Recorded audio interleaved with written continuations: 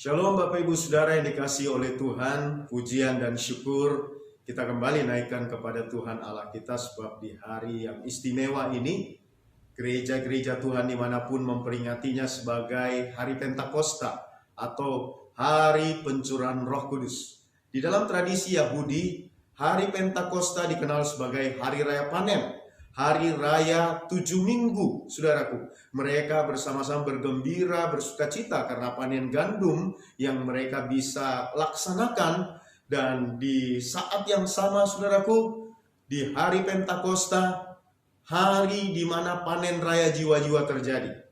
Karena Petrus, salah seorang rasul murid Yesus Kristus, memberitakan firman Tuhan pada pencurahan Roh Kudus. Di saat itu, saudaraku, dengan penuh keberanian, dengan penuh urapan dan kuasa yang telah datang dan turun atasnya, sehingga saudaraku 3.000 orang pada saat itu bertobat, terima Yesus Kristus sebagai Tuhan dan Juru Selamat, dan ditambahkan ke dalam bilangan 120 orang murid yang pada saat itu beribadah di atas loteng kota Yerusalem. Sungguh penuaian besar luar biasa terjadi di hari Pentakosta, saudaraku.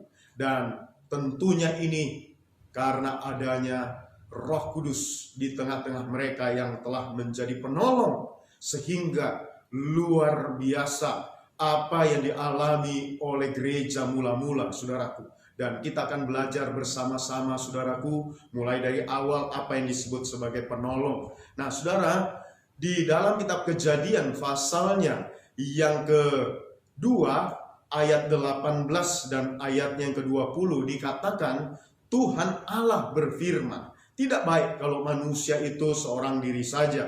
Aku akan menjadikan penolong baginya yang sepadan dengan dia. Manusia itu memberi nama kepada segala ternak, kepada burung-burung di udara, kepada segala binatang hutan. Tetapi baginya sendiri, ia tidak menjumpai penolong yang sepadan dengan dia.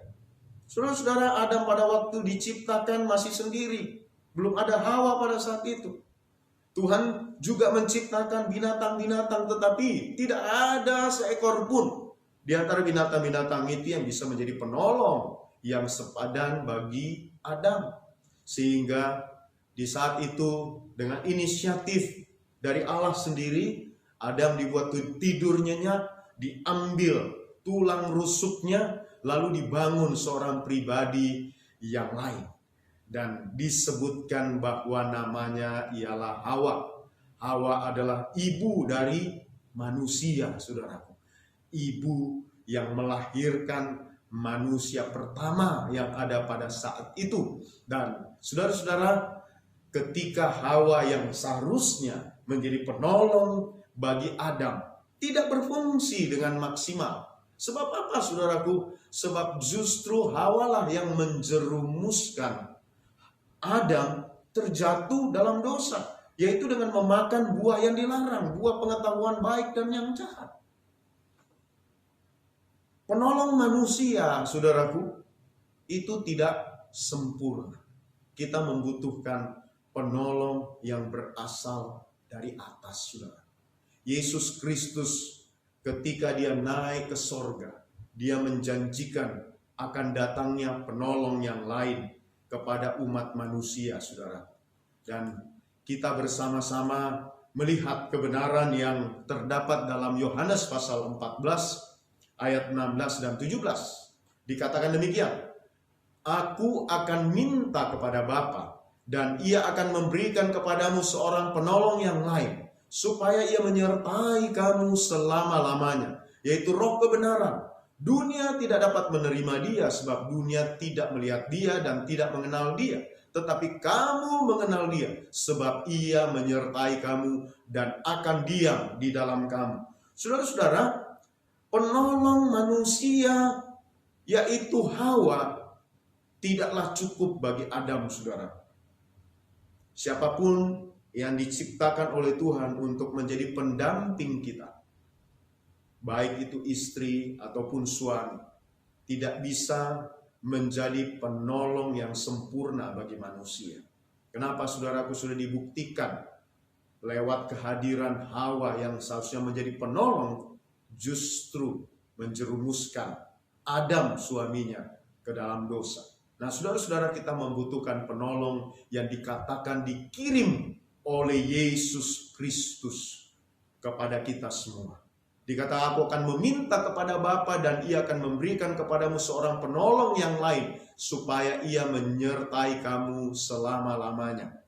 Roh kebenaran atau penolong yang lain ini, saudaraku, diberikan kepada kita untuk menyertai kita selama-lamanya.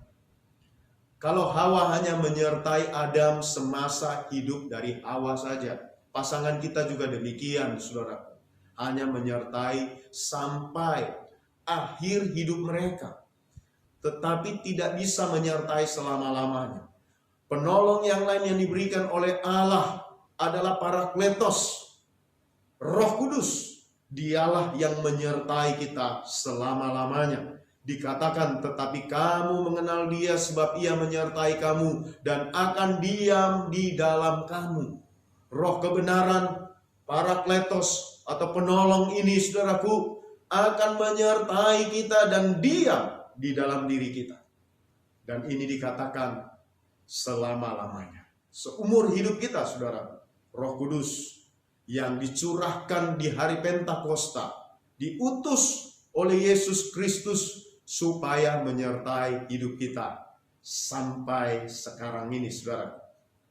Dan kita mau belajar bersama-sama, saudara-saudara, akan kebenaran yang kita bersama-sama sebuah pertanyaan, saudaraku, yaitu mengapa Tuhan Yesus mengirim Roh Kudus untuk menjadi penolong bagi kita. Paling kurang ada 4 hal yang saya mau bagikan, saudaraku, bagi kita semua, mengapa Tuhan Yesus mengirim Roh Kudus untuk menjadi penolong bagi kita. Yang pertama, saudaraku, Roh Kudus dikirim oleh Yesus Kristus sebagai metrai, bahwa kita ini adalah milik Allah.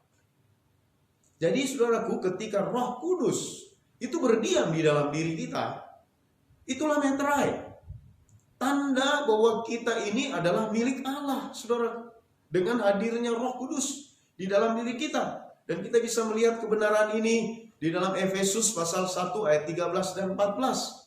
Dikatakan di dalam kamu, di dalam Dia kamu juga, karena kamu telah mendengar firman kebenaran, yaitu Injil keselamatanmu. Di dalam Dia kamu juga, ketika kamu percaya, dimeteraikan dengan Roh Kudus yang dijanjikannya itu.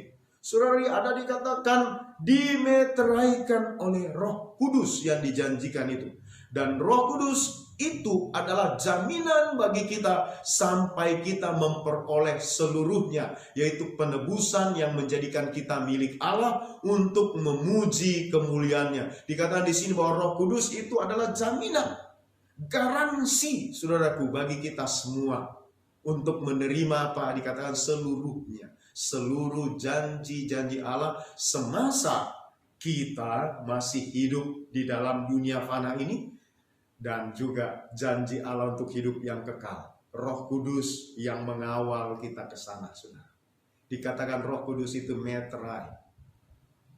Saudara, kalau kita buat perjanjian, saudaraku, di atas metrai, maka perjanjian itu dikatakan perjanjian yang sah menurut hukum, saudara.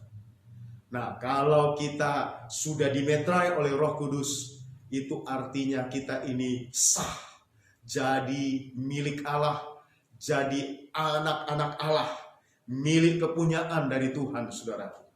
Dan dikatakan dengan hadirnya Roh Kudus, Roh Kudus ini menjadi jaminan, menjadi garansi, saudaraku, untuk kita memiliki apa yang sudah dijanjikan oleh Tuhan. Dikatakan sampai kita memperoleh seluruhnya, seluruh apa yang menjadi janji bagi kita semua, saudaraku. Sungguh luar biasa indahnya kita menerima Roh Kudus, karena seluruh janji dari Roh Kudus, dari Tuhan Allah kita, saudaraku, melalui Roh Kudus kita bisa memperolehnya. Karena itu saudara-saudara, mari pastikan diri kita telah menerima akan Roh Kudus di dalam diri kita masing-masing.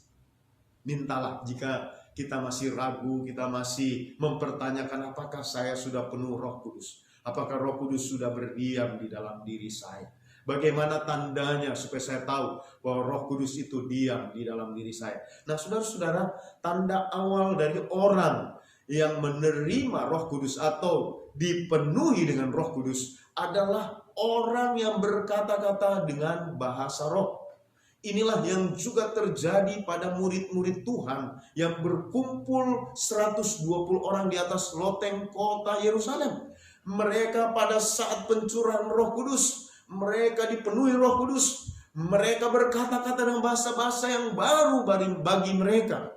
Dikatakan mereka berkata-kata dengan bahasa roh. Nah, saudara-saudara, rindukanlah Roh Kudus. Roh Kudus akan mengaruniakan kepada kita bahasa yang baru, yang disebut sebagai bahasa roh, sehingga kita bisa berkomunikasi langsung dengan Bapa di sorga. Kita bisa berkomunikasi langsung dengan Tuhan tanpa batas, saudara. Ya, bahasa roh adalah bahasa yang unik sebab kita tidak tahu makna atau artinya. Malaikat-malaikat tidak tahu, setan pun tidak tahu. Hanya Tuhan, hanya Allah yang tahu. Hanya Bapa di sorga, hanya Yesus Kristus yang tahu. Nah, inilah bentuk komunikasi yang bisa kita terus naikkan kepada Bapa di sorga. Oleh karena kita telah dipenuhi dengan Roh Kudus. Saudara-saudara, mari kita melihat yang kedua. Yang kedua, saudaraku, mengapa Yesus Kristus mengirim Roh Kudus kepada kita? Yaitu supaya Roh Kudus bisa menghibur kita menghadapi tantangan hidup. Roh Kudus dikatakan sebagai roh penghibur, dan kita bisa melihat kebenarannya terdapat dalam Yohanes pasal 16 ayat yang ke-7. Dikatakan, namun benar yang kukatakan ini kepadamu adalah lebih berguna bagi kamu jika aku pergi. Sebab jikalau aku tidak pergi, penghibur itu tidak akan datang kepadamu. Tetapi jikalau aku pergi, aku akan mengutus dia kepadamu. Penghibur atau comforter itu diutus oleh Bapa kepada kita, saudara.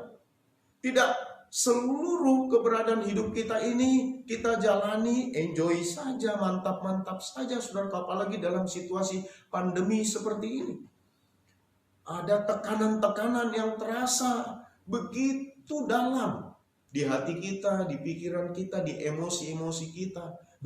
Bagaimana aktivitas yang dahulunya bebas kita lakukan, saudaraku, ini menjadi sangat terbatas.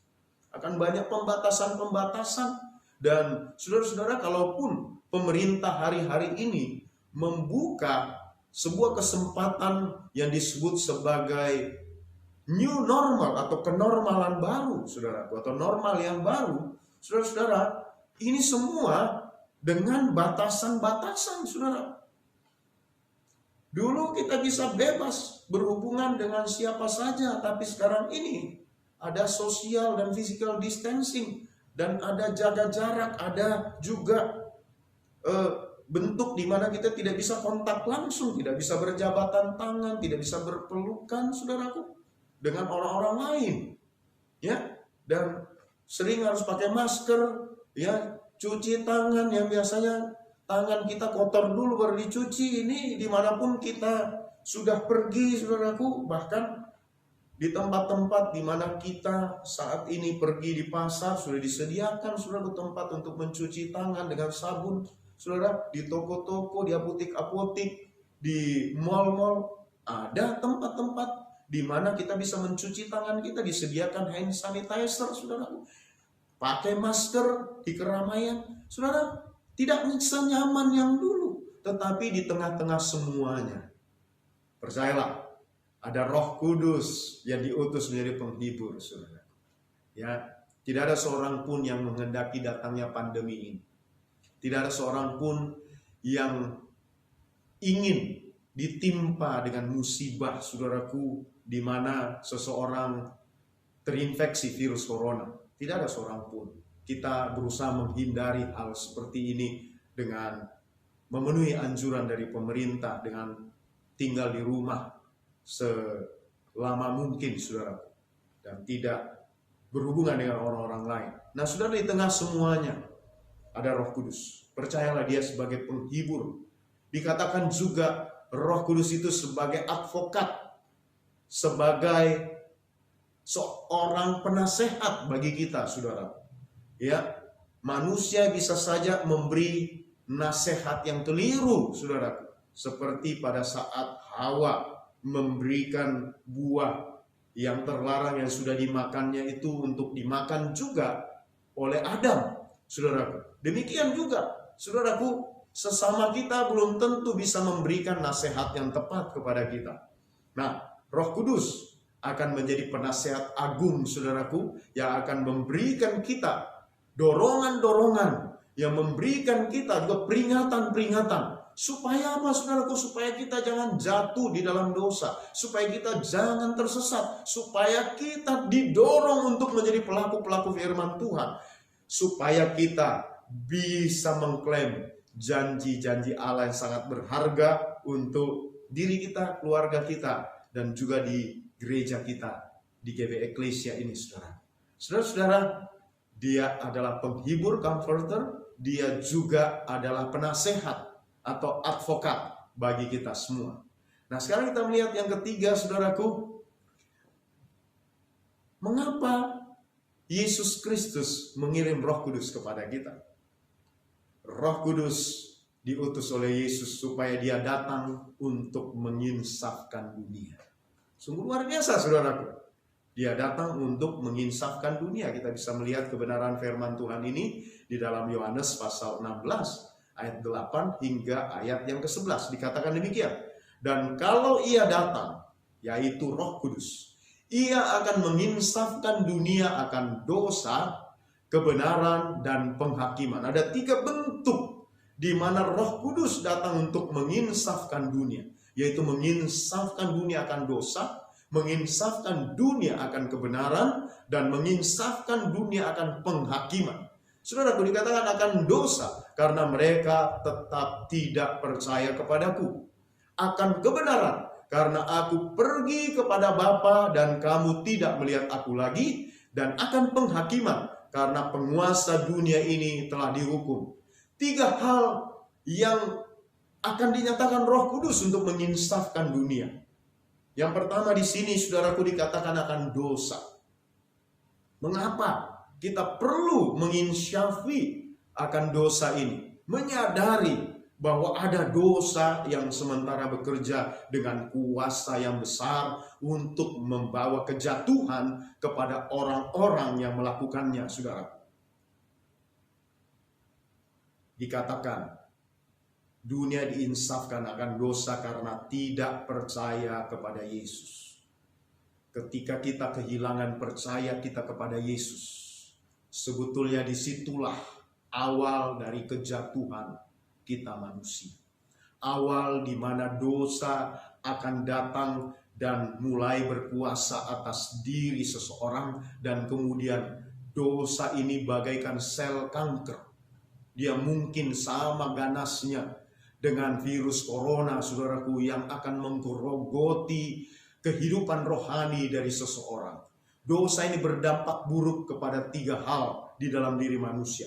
Dosa berdampak buruk kepada roh kita, jadi secara rohani, kepada jiwa kita secara jiwani, dan kepada tubuh kita atau secara jasmani, saudara. Secara rohani, dosa akan memutuskan hubungan kita dengan Allah, membuat kita kehilangan kemuliaan Allah. Tentunya kita juga akan kehilangan janji-janji Allah yang berharga bagi diri kita, saudara. Dosa membuat keadaan jiwa seseorang tidak lagi bisa tenang. Sama seperti Adam dan Hawa ketika mereka terjatuh di dalam dosa, mereka lari bersembunyi dari Tuhan. Tidak ada lagi ketenangan, tidak ada lagi damai sejahtera. Saudara, dosa yang membuat pada akhirnya konflik-konflik terjadi di antara sesama, saudara. Kemudian dosa juga merusak tubuh. Oleh karena dosa, saudaraku, dikatakan muncullah kutuk. Dan salah satu kutuk yang masuk ke dalam diri manusia adalah sakit penyakit. Saudaraku, saya percaya bahwa karena keberdosaanlah, maka virus corona COVID-19 ini diizinkan oleh Tuhan untuk kemudian datang. Sebetulnya ini semuanya datangnya supaya kita umat manusia ini insaf akan dosa, saudara. Karenanya Roh Kudus dicurahkan supaya manusia insaf akan dosanya, saudara. Yang kedua, saudaraku, dikatakan supaya manusia juga insaf akan kebenaran. Kebenaran ini maksud di sini karena aku pergi kepada Bapa dan kamu tidak melihat aku lagi. Yesus sudah pergi kepada Bapa, saudaraku, dia sudah duduk di sebelah kanan Bapa. Dialah yang mengutus Roh Kudus kepada kita semua. Dia sudah selesaikan akan semua bagian yang harus dilakukannya, karena Yesus sendiri mengatakan makananku ialah melakukan kehendak Dia yang mengutus aku dan menyelesaikan pekerjaannya itu. Yesus sudah selesai, saudaraku, dan itu kebenaran, dan kebenarannya sudah juga selesai disampaikan dengan sempurna kepada kita semua, saudaraku, melalui Alkitab yang kita sudah pegang di 66 kitab. 39 kitab perjanjian lama, 27 kitab perjanjian baru. Mari kita jadikan ini menjadi pedoman hidup kita, saudaraku. Yesus sudah selesaikan bagiannya, mari selesaikan bagian kita juga. Semasa kita hidup, semasa kita menjalani panggilan kita masing-masing, ada amanat agung Yesus Kristus, mari selesaikan, mari tuntaskan apa yang menjadi bagian kita, saudaraku. Jadilah pelaku-pelaku firman, jadilah terang dan garam dunia, jadilah berkat bagi banyak orang, kesaksian supaya banyak orang yang diselamatkan oleh Tuhan. Saudara-saudara, penginsafan ini juga, saudaraku, akan disebut penghakiman. Penginsafan akan penghakiman. Karena penguasa dunia dikatakan telah dihukum. Saudaraku, penghakiman akan datang, saudara, kepada semua orang. Tapi yang terutama, saudaraku, penghakiman itu akan datang kepada penguasa dunia, yaitu setan dan semua antek-anteknya, saudaraku.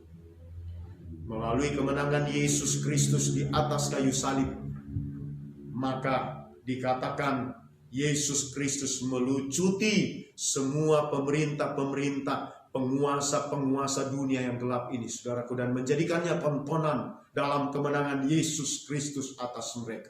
Mereka sudah mendapatkan penghakimannya. Dan jangan sampai kita juga, saudaraku, jatuh dalam penghakiman Tuhan. Karena penghakiman daripada Tuhan itu seadil-adilnya. Saudara-saudara, mari kita sungguh-sungguh ada di dalam kepenuhan Roh Kudus. Sebab Roh Kudus datang kepada kita, saudaraku, untuk menginsafkan kita akan tiga hal ini. Akan dosa, akan kebenaran, dan akan penghakiman.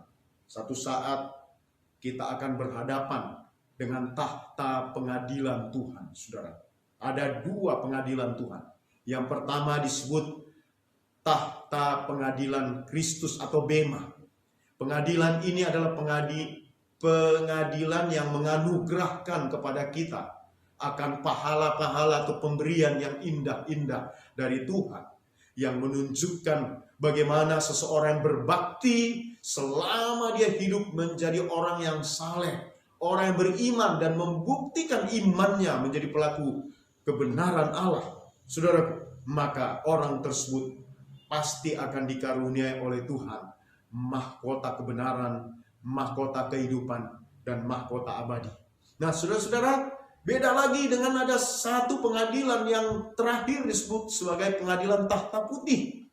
Nah, penghakiman Allah di sini langsung dijatuhkan kepada baik iblis yang telah menjadi penggoda, yang menjadi penuntut atau menjadi seorang yang atau pribadi yang selama ini telah membawa kehancuran di atas muka bumi, saudaraku, dan juga kepada manusia yang telah digoda, yang telah jatuh di dalam dosa, saudaraku, itu akan masuk ke dalam penghakiman takhta putih.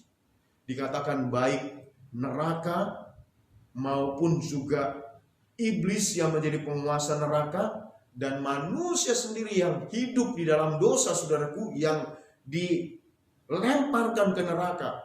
Semuanya ini dikatakan satu saat akan masuk ke dalam the lake of fire, lautan api yang menyala-nyala. Itulah penghukuman yang terakhir, saudara. Kematian yang terakhir, kematian yang kedua.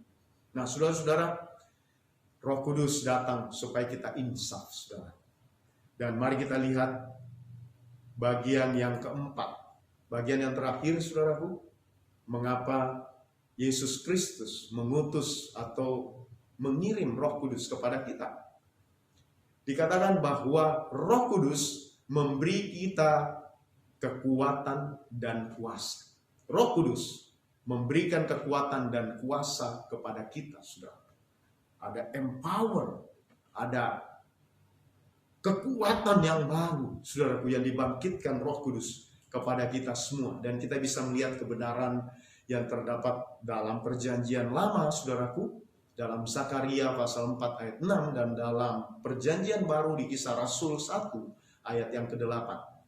Dalam Zakaria 4 ayat yang ke-6 dikatakan, maka berbicaralah ia, katanya, inilah firman Tuhan kepada Zerubabel bunyinya, bukan dengan keperkasaan dan bukan dengan kekuatan, melainkan dengan Rohku, firman Tuhan semesta alam.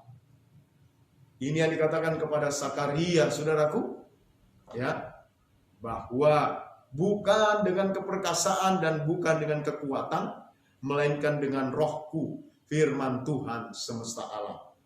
Kekuatan maupun keperkasaan manusia itu ada batasnya, saudara. Ada seorang binaragawan yang di Cina sangat terkenal karena dikatakan dia binaragawan tertua, saudaraku. Usianya sudah lebih daripada 70 tahun. Dia seorang yang sangat sehat. Tetapi ketika wabah virus corona melanda Wuhan di Cina, saudaraku, dia merupakan salah satu penduduk di Cina kena dengan virus corona, terinfeksi, saudaraku. Apa yang terjadi? Si binaragawan ini, saudaraku, meninggal dunia akibat terinfeksi virus corona.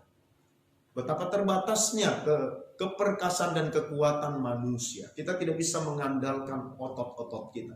Kita juga tidak bisa mengandalkan otak kita, saudaraku, seakan-akan kita bisa mengatasi semuanya. Lihat aja betapa bingungnya pemerintah-pemerintah yang ada di mana-mana di seluruh dunia, saudara, mengatasi satu makhluk kecil yang namanya virus COVID-19 ini. Sampai-sampai pemerintah berhenti, saudaraku, beroperasi. Kantor-kantor tutup. Bisnis ditutup, segala sesuatu di lockdown. Terjadi PSBB seperti di Indonesia, pembatasan di mana-mana. Saudara-saudara, betapa terbatasnya kita manusia, saudara. Ya, kita tidak bisa benar-benar mengandalkan otak maupun otak kita. Kita hanya bisa datang kepada Tuhan dan memohon agar supaya hanya Roh Allah, Roh Kudus saja, saudaraku, yang memiliki kekuatan dan keperkasaan itu kepada kita manusia, saudara. Dalam Kisah Rasul 1 ayat 8 dikatakan, tetapi kamu akan menerima kuasa, power, authority, kalau Roh Kudus turun ke atas kamu.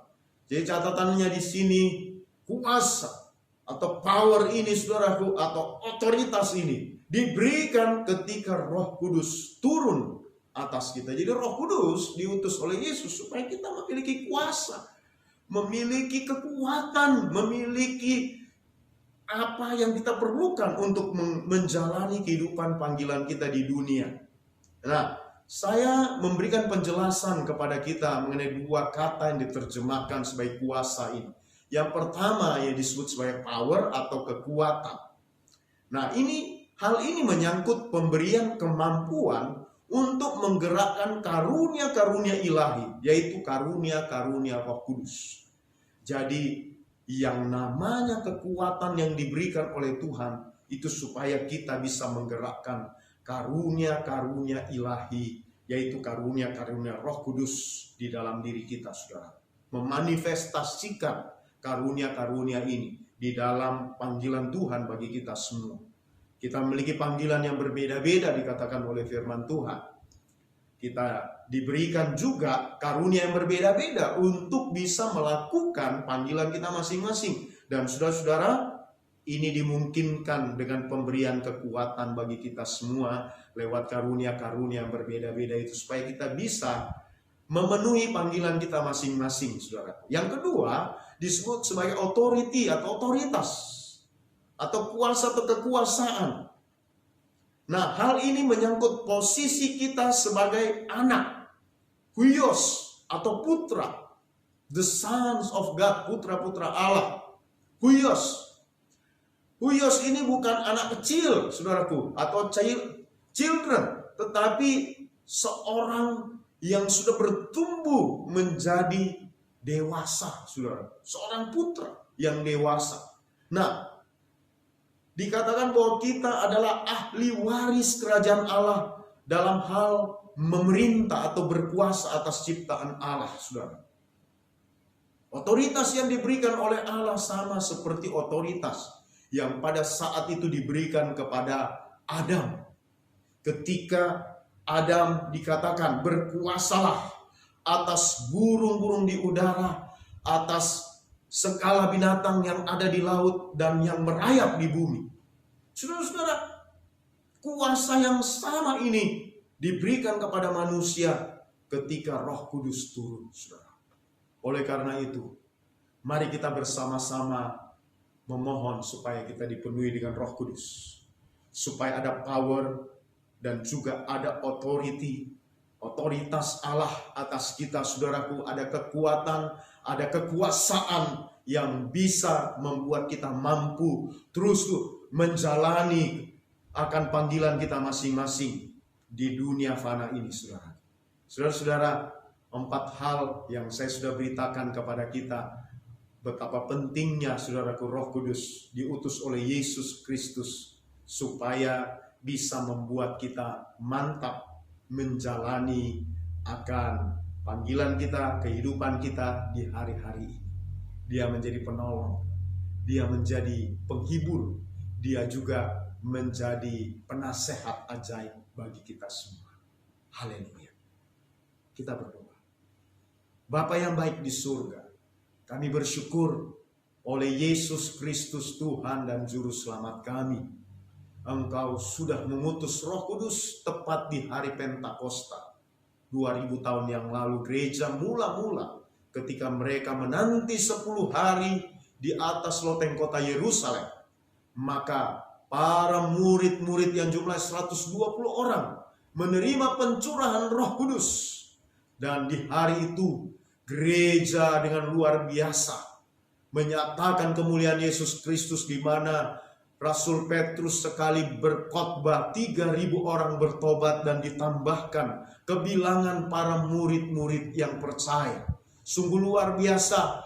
Panen raya terjadi tepat juga di dalam perayaan hari raya panen Yahudi, hari Pentakosta.